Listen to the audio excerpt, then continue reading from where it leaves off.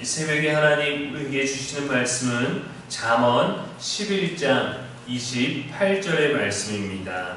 자기의 재물을 의지하는 자는 패망하려니와 의인은 푸른 잎사귀 같아서 번성하리라. 아멘. 이는 살아계신 우리 하나님의 말씀입니다. 아멘. 이 시간 부동산은 어떻습니까? 라는 제목으로 말씀 나누겠습니다. 세상을 살려면 재물이 필요합니다. 많을수록 좋겠죠. 몇 년 전만 해도 부동산 값이 끝없이 올랐습니다. 많은 사람들이 아파트가 최고의 자산이다 라고 해서 많은 대출과 담보로 해서 아파트 매매를 했어요. 그런데 얼마 전 정부에서 수도권 대출 규제로 인해서 서울 아파트 매매가 일시적으로 뚝 끊겼다고 하죠. 일부 지역에서는 규제가 완화되면서 거래도 생기고 했지만 가치가 계속해서 상승 중이라 역시나 여전히 부동산이 최고의 자산이다 라는 것을 증명해주고 있는 듯합니다. 3, 4년 전에는 전세 사기가 큰 이슈가 됐었죠. 우리나라에도 2008년에 금융위기가 있었고 1997년에는 IMF가 있었습니다. 그 엄청난 문제들이 터지기 전까지는 괜찮다, 안전하다, 망하지 않을 것이다 라고 했는데 은행이 무너지고 기업들도 무너지고 얼마나 큰 어려움들을 경험했습니까? 이러한 세계적인 우리나라에 국한된 것이 아니라 전 세계적인 사건을 보면 돈은 안전을 주는 게 아니라 오히려 불안을 키울 때가 더 많은 것 같습니다. 지금도 일부에서는 위기가 다시 올 수 있다라고 전망하기도 합니다. GDP가 마이너스를 찍고 있고 신용카드 연체율이나 금리도 내려가지 않아서 이자도 내지 못하는 시대가 왔고 위기는 아닐 것이다 라고 할 때 정말 큰 위기들이 왔기 때문입니다. 부동산은 어떨까요? 부동산은 정말 괜찮습니까? 오늘 본문은 재물을 의지하는 자는 패망한다고 합니다. 믿음의 시선으로는 우리 모두 쉽게 동의할 수 있습니다. 그러나 때로는 재물이 있으므로 절대적인 여유와 편안함을 누리는 것도 우리가 알고 있죠. 아이들에게 무언가 많이 사주고 입히고 먹이고 싶은 마음이 있는데 그 마음도 중요하지만 그 마음을 이루기 위해서는 재물이 있어야 그 모든 것들도 해줄 수 있습니다. 많은 재물은 먹는 것과 누릴 것과 아픈 것과 필요한 것들을 채우는 일을 고민 없이 할 수 있게 하는 마음의 여유까지 제공해 주지 않겠습니까? 사람은 사람을 배신해도 돈은 절대 사람을 배신하지 않는다라고 하죠. 그러나 오늘 말씀은 재물에 의지하는 것을 지적합니다. 주식이든 코인이든 부동산이든 현금이든 유산이든 무엇이 되든 의지한다라는 것은 절대적인 신뢰를 갖는다, 내 안전을 맡긴다라는 게 히브리어 원어의 의미예요. 그러니까 돈 자체가 문제가 아니라 재물이 내 생명과 미래를 전부 보장해 줄 거라는 그 신뢰를 어디다가 두느냐가 문제라는 것이죠.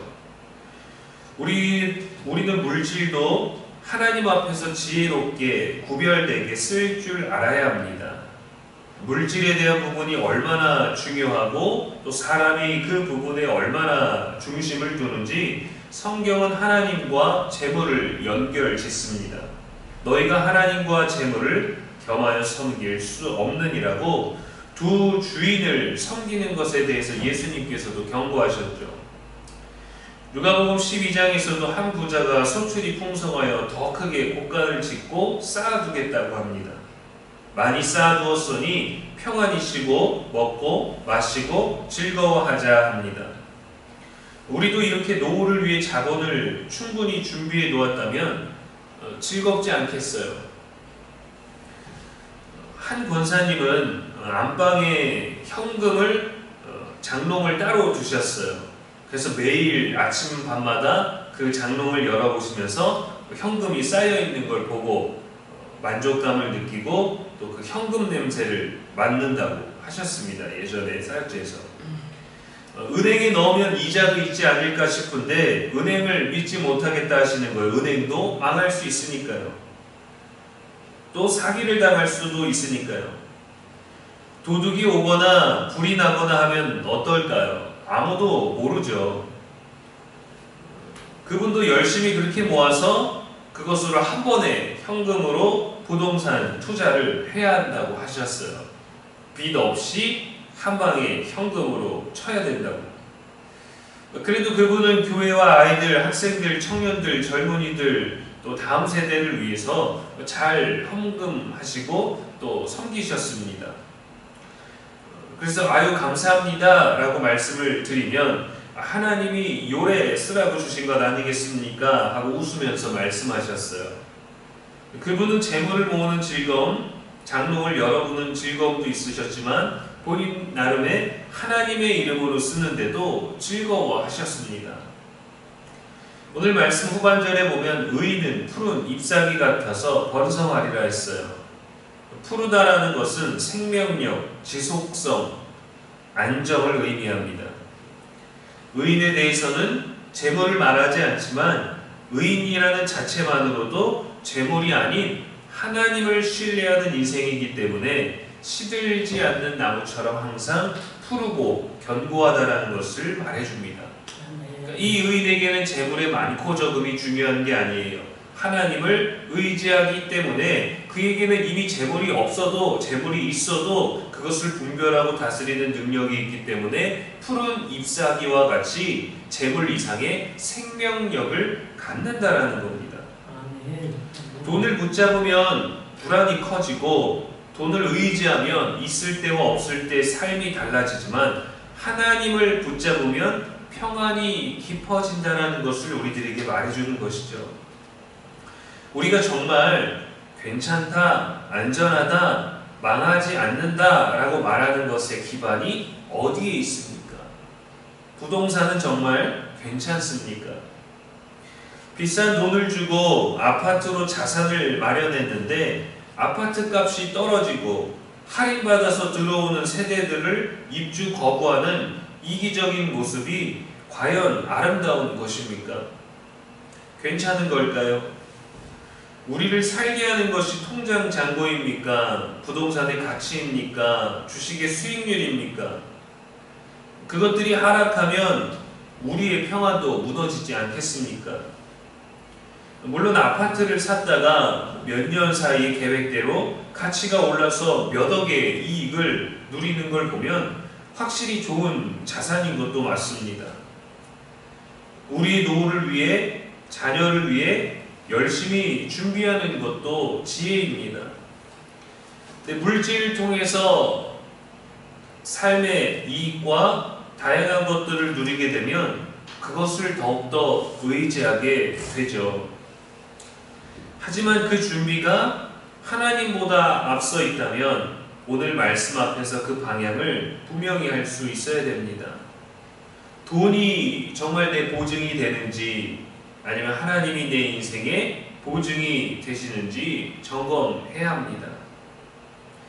정함이 없는 재물에 소망을 두지 말고 오직 우리에게 모든 것을 후히 주사 누리게 하시는 하나님께 두라 했습니다. 재물은 도구일 뿐입니다. 삶을 운영하는 일부일 뿐입니다. 우리의 영혼까지 약속해 주지 않아요.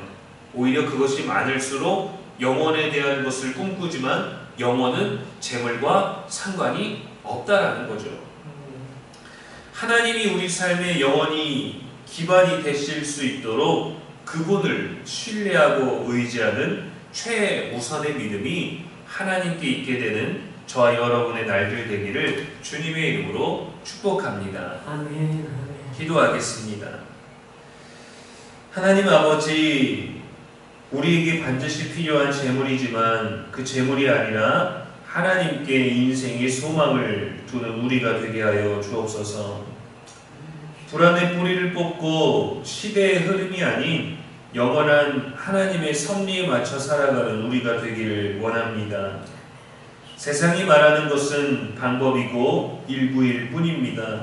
그것이 전부가 되지 아니하게 하시고 하나님을 최우선으로 여기는 믿음 안에서 더욱더 세상의 것들을 그 일부를 그 도구를 사용할 줄 아는 지혜와 분별력을 배우게 하여 주옵소서. 하나님의 은혜를 먼저 기억하며 하나님의 돌보심에 우리의 영혼을 심을 수 있는 영적인 지혜가 풍성하게 하여 주옵소서. 아멘.